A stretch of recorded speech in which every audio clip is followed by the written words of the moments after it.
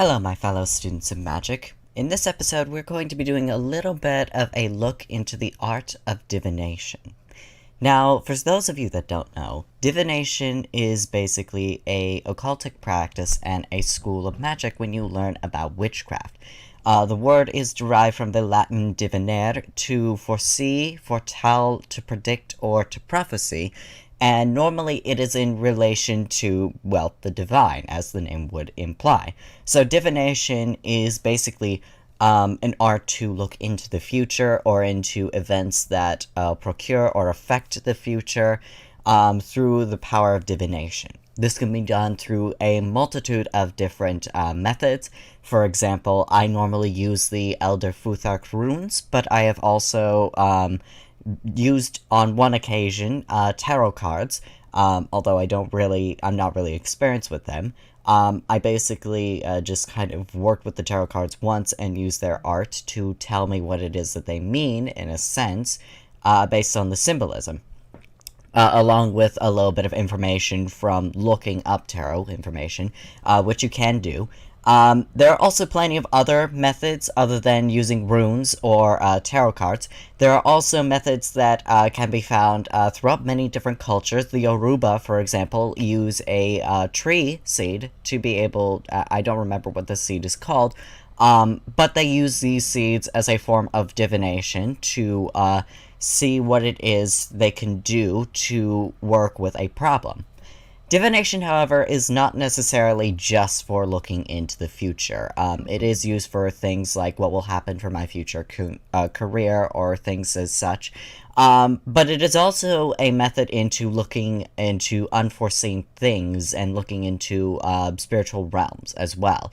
Procuring information from the realms that you may not have known before. For example, some of the information I was able to come around with enough information was to look into some of my past lives. I am not going to be giving the names of them because they can lead into a way of being able to have power over your own self. There is also things that could have you look into events such as the changing of different religions and their cultures. For example, I learned about the effects that history had on the Norse Germanic pantheon, which is the Asatru pantheon, where originally Tyr was the king of Asgard. And looking into the history of the religion, it did turn out that, in fact, in the North Germanic version, which came before the Norse version, Tyr was in fact held to be the king of the gods, which is actually sort of a hint when you look at the Elder Futhark runes, and you see Tyr's rune, which is the Tiwaz rune, which should look like this on the image. It is pointing upwards, meaning that it is pointing to the sky, which is meant to give the idea that Tyr was both king of the gods as well as king of the sky, where now he is limited to being a war god, as well as a god of the law, god of honor, of conduct, but also as well as a god of treaties as well. We'll get more into Tyr's lore as we make a fully developed episode, but this was basically just... Sorry, my microphone cut out. Of what things were like for divination, and how they can possibly work. I learned information as to how Tyr lost his thronehood and how it ended up affecting... There was a correlation between making Tyr the king of the gods to when eventually Odin became Tyr of the gods. So many people remember the story about Fenrir's binding. And with Fenrir's binding, that also led to another key event, where Tyr no longer was considered king of Asgard.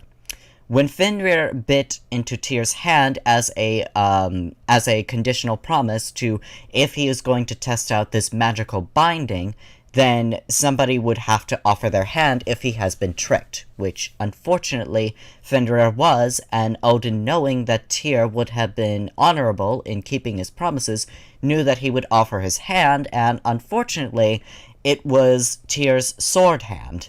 And in offering his most powerful weapon hand, he had also given up one of his biggest strengths, and in so doing, Odin had actually challenged Tyr into becoming king of the gods. And so, when the challenge was issued, unfortunately, Tyr had been defeated in the challenge, and Odin was made the new king of the gods. And from that point onward, we also learned about to relate to this. I also kind of went a little bit out of time correlation a little bit. I apologize for that. But the reason that the gods, we all know, they feared Fenrir as well as his siblings because of the prophecy that Loki's children would have destroyed Asgard as well as Midgard. The one who had gotten that was also from a form of who had gotten that information was also from a form of divination, which was from Odin, which he actually practices witchcraft and magic quite a lot. And it is part of his seeking of knowledge constantly.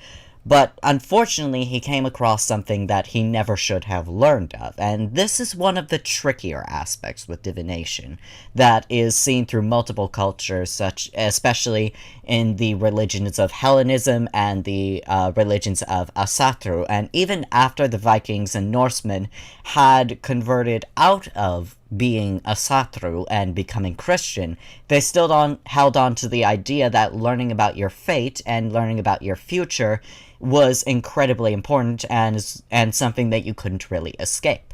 It is actually something that is discussed in some of the Icelandic sagas as well, where in the people of Vatnsgald, or the saga of the people of Vatnsgald, we learn about a man who had came across a seeress, and he actually knows beforehand not to speak to this seeress, because if he does, then whatever fate she is going to give, or whatever fate she is going to tell him, he is not going to be able to avoid it.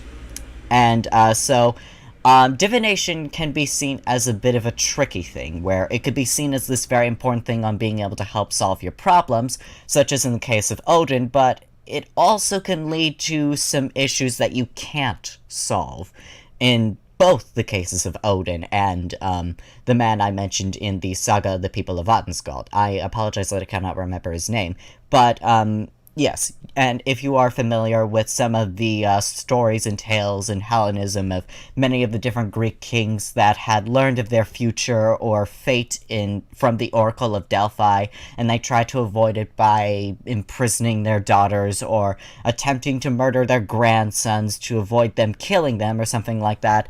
Probably one of the famous is the tragedy of Oedipus, and in Oedipus Rex, where I won't get into the details of it, but if you are familiar with Oedipus, you are probably familiar with some of the dangers of divination and how it can lead to fates that you cannot avoid no matter how hard you try.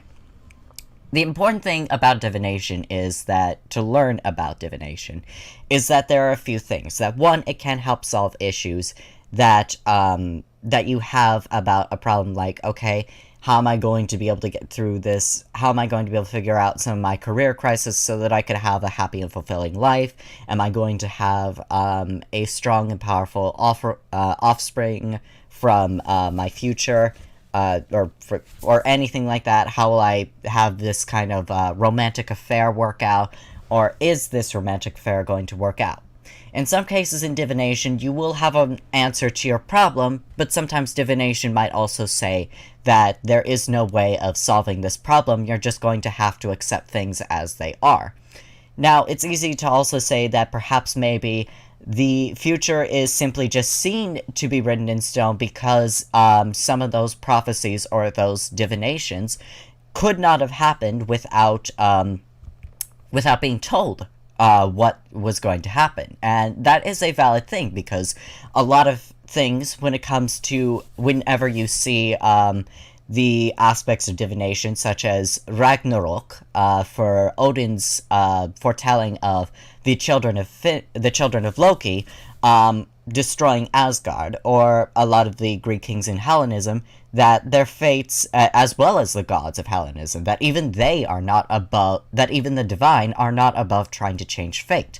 Some might be able to interpret that because of hearing of these fates or these readings, that you aren't able to avoid them because now you have heard them and your actions will now work to lead to this event that you now want to avoid, or something like that. This is something that most certainly can be true, because, for example, with Odin and the children of Loki, he literally punished them all simply for existing because of the prophecy that he himself had heard. And now, because of the way that he has punished them, they did not even really do anything. So now he has simply given them a pretty good motivation to kind of want to go after Odin, to want to depose of him and destroy Asgard, the kingdom that had punished them. Obviously, for example, Fenrir being binded and being betrayed by one of his closest friends, who would be Tyr, that gave Fenrir a pretty good motivation to want Odin dead. Jormungandr, who is tossed into the sea and surrounds the world, he is given a pretty good motivation for eternally having to be bound by biting to his own tail. And then there is the goddess Queen Hel, who is the goddess of Helheim and the ruler of the underworld.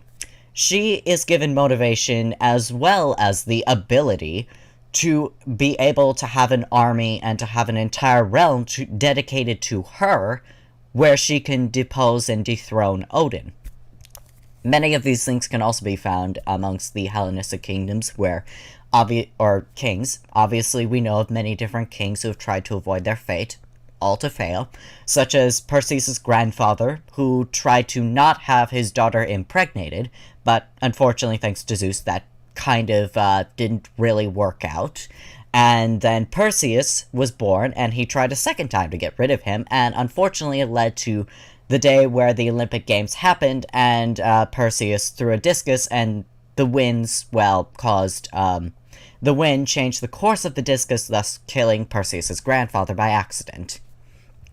And then there are the even deeper things, where you hear the divinations given by the Oracle of Delphi. Sometimes divinations could also be given through the influence of gods, as well as the methods.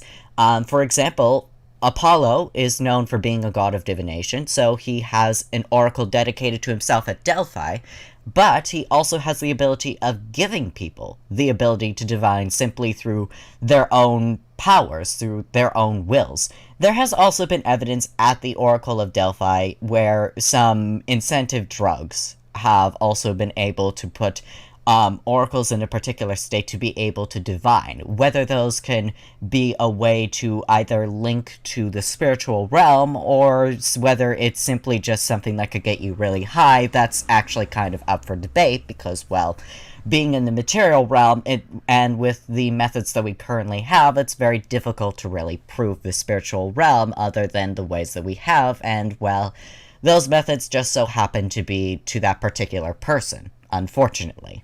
So divination and spiritualism, of course, is a very tricky thing, because on the one hand, we have our experiences that we can prove to ourselves to an extent, but we can't really prove it to anyone else that these things are in fact true, because we are the only ones that experience it. And that's kind of a difficult thing to be able to explain to other people, really, because they can't experience what we experience when we work in our magical methods. And obviously, yes, it does sound skeptical, as I have mentioned many times, but it is important to know that these are also things that are, just because nobody else can experience them, doesn't mean that you are invalid in your own experiences. That's something to remember, is that do be skeptical about it, but at the same time, these are also your experiences, so it is best that you at least look into them and see if there is something behind them, not in a way where there is a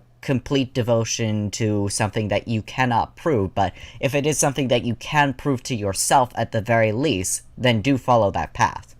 But yeah, that is basically divination, looking into the future, seeing if there are things that can be affected by what you do now, because that is a part of divination as well, is that there are different methods to the tools that you have. For example, the runes, there are the methods where you could do the one rune reading, where it could lead you to a particular future and how it could lead to that. There are also the there's also the 3 rune readings, and then there are the 5 rune readings, which each have their own interpretations. The 3 rune reading is the one I use more often, because it tells me of a future event, it tells me of what will lead to this event, and then finally, it will tell me of what I can do to at least make that event better, if it happens to be a bad event, or if it's a good event, how I can take advantage of it, or how I could use it to my benefit, really. Because sometimes there are bad things that will happen, but they can actually lead to something good. That's kind of the tricky thing about knowing the future, really. But divination, basically learning from the spirits, learning from your tools that can link to the spiritual realm, and sometimes your own powers can be able to lead into that, and sometimes a little bit of necromancy can be used for divinations, because sometimes speaking with the dead and speaking with the spirits can also help you in being able to understand important things that could lead to your future, or understanding things within the spiritual realms to begin with. So that is basically all I have to say for this video, so I hope you learned something in this video, and if you did, be sure to give that like button a nice little, I don't know, just click the like button. Subscribe if you wish to hear more lectures where I teach more about arts of witchcraft, magic, as well as speaking about gods and the different religions that exist throughout the world, because this is meant to be an educational thing. And until next time, so mote be, and blessings be.